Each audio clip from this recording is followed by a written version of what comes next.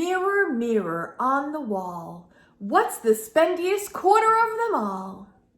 Kate, I don't think spendiest is a word. No? No. Just felt right.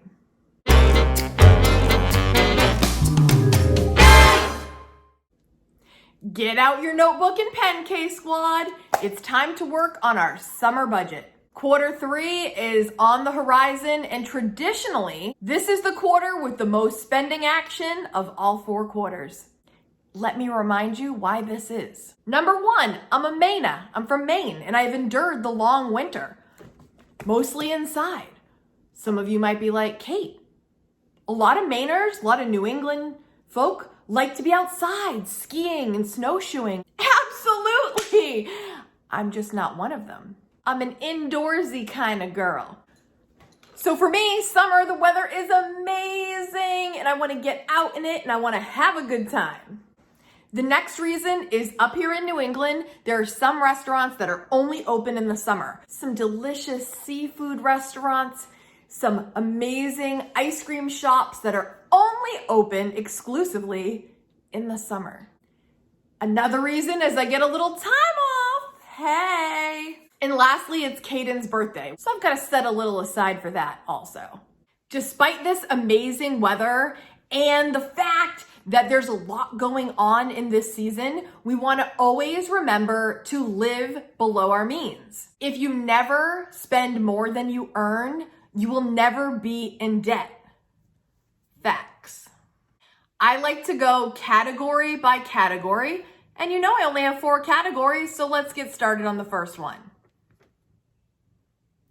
Savings.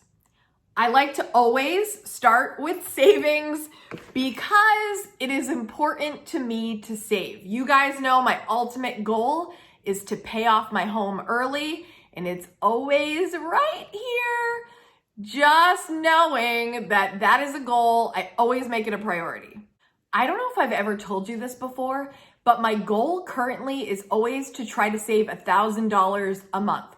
Does that always happen? No, not necessarily, but in my mind, I like to have that goal because it gives me something to reach for. I also, in my savings category, always automatically have money that goes immediately into my main state retirement. For your summer goals, take a look at what you're saving for. I would highly recommend pick a number and go for it. Next is household. Now remember, we are planning for 3rd quarter. So that means you're planning for July, August, and September. And there's some things that are gonna occur in these next 3 months that if you budget for them, it's gonna make 3rd quarter a lot smoother. For my household, I do all the necessities, everything that makes the house run, my mortgage, my electric, my gas, my car payment if I had a car payment, but I don't have a car payment, my car insurance, groceries, my cell phone bill, all utilities, everything that I need to make the house run, that are necessities. These are not the wants, these are the needs.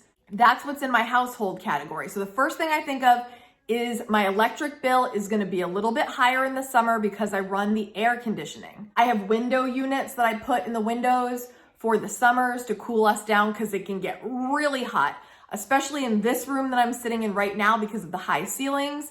But I try to be as conservative as possible, but I just expect there will be a bump. The good news is we're not paying for heating and oil is more expensive. So luckily I don't have to worry about that all summer long. The other thing I'm accounting for is a little bit more gas because in the summer I tend to go more places. I travel around a little bit more. And when I say travel, I don't mean far. I mean locally, but just a little bit more. So I've got to make sure I'm accounting for a little bit more gas. And as you know, gas prices are what they are right now. They're about $5 a gallon in my area. Please let me know in the comments, how much is gas in your area currently? The other thing I'm going to take into account, knowing that September is coming when school starts. I think technically they start right at the end of August, but I want to make sure I have back to school clothing this year for Kaden because he has sprouted up Some of you noticed in another video, he's getting taller, and I need to get pants that fit this child. He has outgrown all his pants. Luckily, we're in shorts right now. It's short season, but he is going to need some new clothes. Now, you might think this is not a necessity, and you might argue like, oh, this should go in your lifestyle category. This has to be a personal choice. For me, I'm going to consider it a need. Like, he actually doesn't have clothes that fit, so I'm going to have to make a few purchases for his school year. While we're thinking about this, have your notebook out. Be writing down some ideas of things that might increase in the category of your needs so that you are best prepared for third quarter. Next is giving. In my giving category, this is everything I give to other people. Gifting, donations. If I'm giving my money away, this is where I track this in my budget. So of course, Kaden's birthday. That's a big one I've got to account for. If we're gonna do an activity or if we're gonna have a party at my house, food, any decorations, any of that kind of thing, I have to make sure I have planned for that.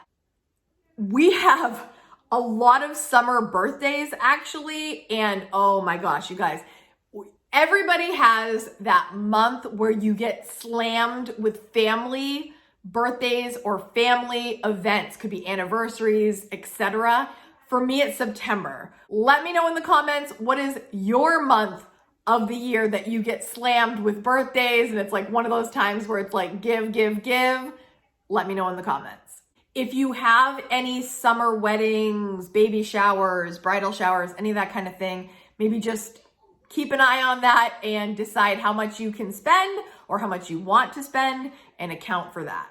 Fourth category is lifestyle. I go out more than I ever go out the rest of the year in third quarter.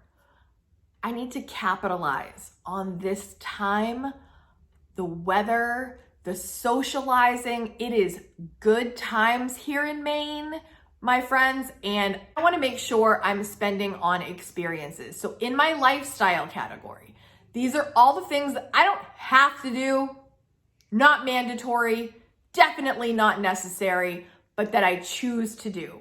So the big thing is going to be going out more. In the summer, I go out to restaurants. We have concerts that we go to, amusement parks that we might go to, and all of these things go into lifestyle and need to be accounted for so that I stay living below my means, even though it's fun season.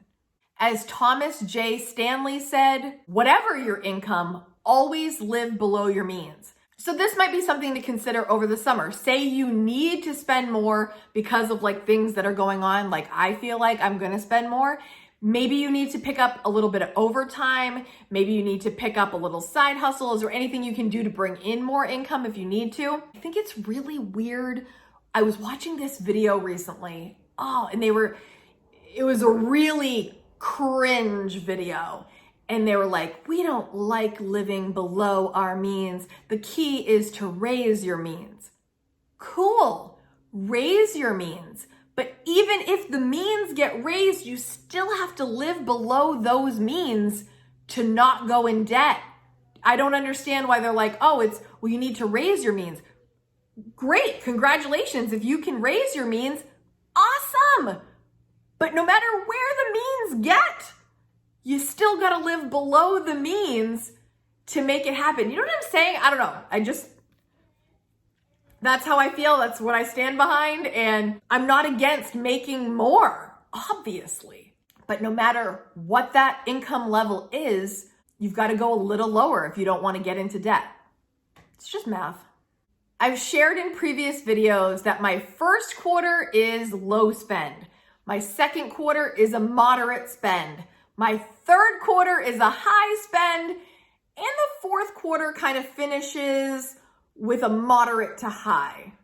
But this is go time. This is my go time season. And I am prepared because of the budget that I put together before each month starts. I'm a unique monthly budgeter, something I learned initially from Dave Ramsey. And just in my experience, this really works for me. And I feel like I really have a handle on where every dollar of mine goes. And I've shared with you before, but this is such peace of mind knowing exactly how much is coming in, how much I'm spending, is there a margin there, and then making good financial decisions with that information. Budgeting is a tool. In my opinion, it is a very, very useful tool. Let me know in the comments in the next 3 months, K-Squad, what are the things that you are budgeting for that are unique about your third quarter summer budget? I can't wait to read your comments and see what you're spending on, what you're planning, what's the plan. Thank you in advance for leaving me that information. If you didn't hear yet, we have a really special guest on the channel this Sunday, June 26th. The one, the only, Joshua Becker will be joining me live right here on the channel at 11 a.m. Eastern Standard. If you're watching this and that date has already passed, go watch the playback. It will be there for your enjoyment. I hope you all come. I'm so excited.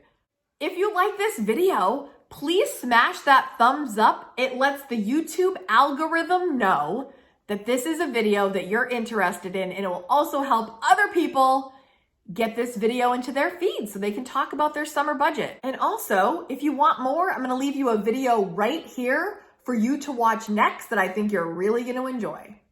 Thank you for watching, K-Squad. See you in the next video. Bye, guys.